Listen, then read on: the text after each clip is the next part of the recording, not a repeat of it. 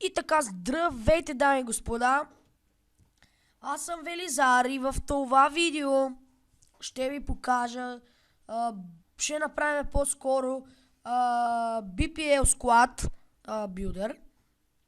Извинете, че малко викам, но ми може да чувате как духа в микрофона, но нещо ми се е прецакал и трябва да си купа нов, за което ще ми извините. Така, склада струва около 85-90к, не повече, може и малко повече. Затова ще напиша може би в заглавието чип. Така, нека започваме. На вратата имаме Асмир Бегович. Асмир Бегович, който съм взел за 10к, но е много добър.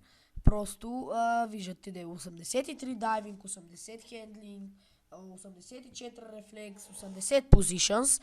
Можеше да взема и Виктор Валдес, но нямаше с кой да се линкне. Така, първият централен защитник Мартин Шкъртел, просто има голям избор на централни защитници и ефтини.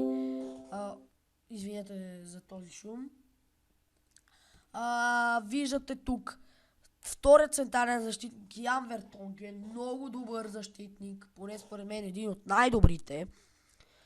Така, другият Кърдзума, сега ще кажете защо избрах Кърдзума точно, за да мога да се линкне с Бегови, защото нямаш кой друг да се линкне. На десния халф имаме Хесус Навас. Сега ще питате защо примерно не взе Ленън или някой друг. Навас, защото го видях ефтин и го взех. И колко ефтин да е? 10к. Виждате, добри статови има, пейс добър и дриблинг.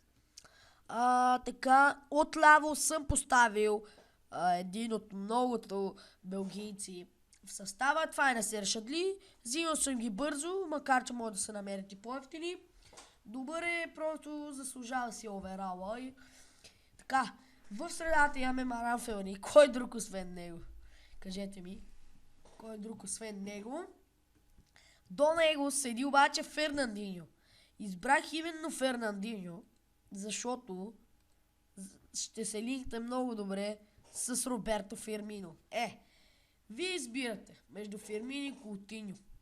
Просто Каутиньо не го намерих по-малко от 15к и реших, че това ще е Фирмино. Така, единият нападател, Кристиан Бентеке. За тези пари това е възможно най-добрият нападател, поне според мен. Уникални статуи, 77 пейс, 81 шутинг, 85 психика. Не съм играл с този отбор, защото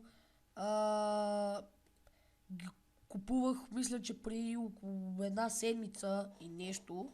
Не съм го използвал, използвах други и няма кой друг да е до него, освен Ромело Лукако.